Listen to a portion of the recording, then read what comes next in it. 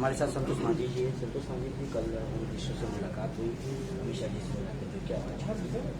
देखिए, अब एक सामाजिक मुद्दों में बात हुई और बहुत ही अच्छे वातावरण में बात हुई। हम लोग बिहार की स्थिति को स्पष्ट किए कि ग्राउंड पर क्या रियलिटी है, किस तरह से सरकार वहाँ लोगों को साथ काम कर रही है, गरीबों पर अत्याचार कर रही है और उनको परेशान करने का काम कर रही है। और हमने बोला कि आपका साथ अगर हम लोग को मिलेगा तो हम लोग जिस ऊर्जा के साथ काम कर रहे हैं और जिस तरह से गरीबों की आवाज़ बनने की कोशिश कर रहे हैं, तो निश्चित तौर पर उनको और काम में तेजी आएगी और उनको हम लोग जस्टिफाई कर सकते हैं कि लिए हम काम कर रहे हैं। तो उसका भी वही राय था कि हम तो गरीबों को और दलितों को आगे बढ़ाने का काम करते हैं।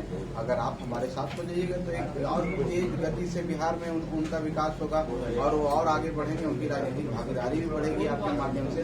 तो हमें लगा कि नहीं, ये बात सही है, हमको उन दलितों के लिए, गरीबों के लिए, शोषितों के लिए हमको एक साथ हो जाना चाहिए और हम सब मिल करके एक सहमति बनी कि हम आज बोलते हैं कि हम आपके साथ चलेंगे।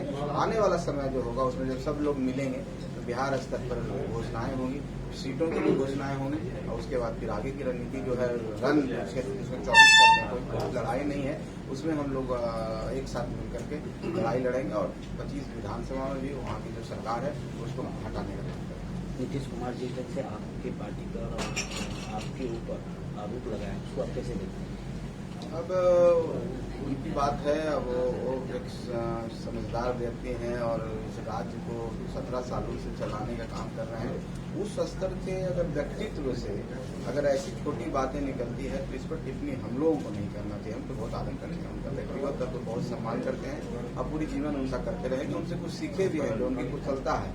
अगर कोई व्यक्ति से आप अलग हट जाते हैं इसका मतलब नहीं कि उसका व्यक्तिगत तौर पर बुराई करें। उनकी जो कुशलता है और जिन चीज़ों को जाने जाते हैं, ठीक है, इधर के दिनों में हम देखे हैं कि जब से वो एनडीए छोड़ करके महागठबंधन में आए हैं कुछ प्रेशर में लगते हैं और आदमी जब प्रेशर में होता है, कोई उनको परेशान करता है ना, तो विचलित हो जाता है। और जब विचलित व्यक्ति होते हैं तो कुछ ऐसी ऐसी बातें निकलती है, ऐसे ऐसे डिसीजन होते हैं, बॉडी लैंग्वेज ऐसा हो जाता है जिससे अजीब सा ऑकवर्ड फील होता है। वही अभी उनके साथ हो रहा है। मेरी सहानुभूति है और हम तो चाहेंगे कि भाई आपके जितने चाहने वाले हैं थे, चाहे उपेंद्र कुशवाहा जी हो, आरसीपी सिन्हा हो और ऐसे बहुत सारे नाम की तरह भी उनके उनको साइडलाइन किया जा रहा है। आपसे बारी बारी से आपसे काट दिया जा रहा है। मैं माननीय नीतीश कुमार जी से कहूँगा, आप सतर्क रहें, आपकी भी बारी आने वाली है। कल बैठक होने वाली है, कई विपक्षी पार्टी एक साथ मिलने वाले हैं, बिहार अगुआ बनेगा 24 के लिए।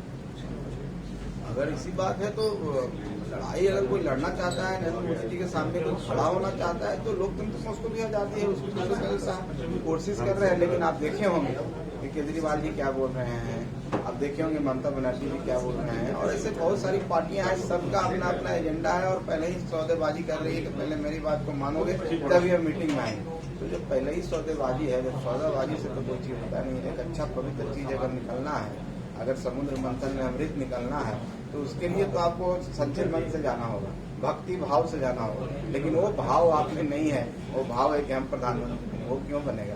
तो कोई किसी के प्रति ट्रस्ट नहीं कर रहा है, सब ट्रस्ट प्रति कोई नहीं है, सबका अपना हिडन एजेंडा है। इस तरह के एजेंडा लेकर के, इस तरह के अलग चीज लेकर के कोई व्यक्ति एक साथ नहीं हो सकता है। कोई दिखेगा लेकिन सब एक लास्ट क्वेश्चन, बिहार से अब तक कोई प्रधानमंत्री नहीं बने, लेकिन बिहार में प्रधानमंत्री रोकने के लिए करके जिस ढंग से महागठबंधन की लड़ाई, इस पर आप क्या कहें? प्रधानमंत्री रोक नहीं रहे हैं। हम तो पहले भी बोले हैं कि नीतीश कुमार जी में सारी काबिलियत है, लेकिन नीतीश कुमार तो खुद मैदान छोड़ के भाग गए। तो हम अब कैसे कहें कि बिहार के लोग प्रधानमंत्री बने? जिनको बनना था वो तो मैदान छोड़ के भाग गए, वो तो होस्ट बने और सारा चीज सजा दिए और बैटिंग करने की बार आई तो कहते हैं कि हमको तो कमर में दर्द हो गया। तो जो व्यक्ति स्वेच्छा से वो पद को छोड़ रहा है, जो व्यक्ति खुद नहीं लड़ना चाहता है, जो व्यक्ति को लगता है कि लाचार इसलिए चाणक्य बोलते हैं, उनको सब पता रहता है, भविष्य देख लेते हैं, उनको जान रहे हैं कि कुछ होना जाना नहीं, इसलिए मैदान छोड़ दो, बाद में कोई नहीं कहे कि हम देख लेंगे। तो बिहार के जिस व्यक्ति के नाम पर मुहर लगेंगे वही तैयार नहीं है, तो कैसे आप आपकी बातों को बिहार की जनता के लिए बिहार की जनता के लिए हम यही कहेंगे कि आप लोग एनडीए का साथ दीजिए, हम लोग के साथ रहिए। बिहार का भविष्य एनडीए के साथ है। हम लोग आपके लिए लड़ाई लड़ रहे हैं, खास करके गरीबों के लिए। गरीब 85 से 90% है बिहार में, और गरीब में कोई जात पात हम बात नहीं करते, सब के लिए हम लोग बात करते हैं, स्वर्ण भाइयों के लिए बात करते हैं, पिछड़ा पिछड़ा सब एक होकर के लड़ाई लड़िए। और उस सरकार जो दमनकारी सरकार है, जो गरीबों पर अत्याचार कर रही है, किस तरह से ब्यूरोक्रेसी हावी है, और खास करके दलितों पर अत्याचार किया जा रहा है, कभी साड़ी के नाम पर, शराब के नाम पर, और पीने पर हम लोग भी कहते हैं कि नहीं पीना चाहिए, लेकिन उनकी बहु बेटियां जो बेचारे नहीं भी करते हैं, अगर बगल के किसी गांव में ऐसा हो रहा है तो पिछले घरों में घुस के रात में घसीट के थाने ले आते हैं। क्या यह अपमान बिहार से कब तक सहता रहेगा? इस पर ध्यान देना चाहिए। ऐसे सरकार को फाल फेंकने के लिए हम गरीबों को कहेंगे, वहाँ की जनता को कहेंगे, बिहार वासियों को कहेंगे कि इनको फाल फेंकिए 24 में और 25 में 24 में नियम तो एक ही है। अब उनके बाद चर्चा क्या करना, पूरा दुनिया जान रहा है, जान रहा है, उन्हीं को बनना है, विवादित है।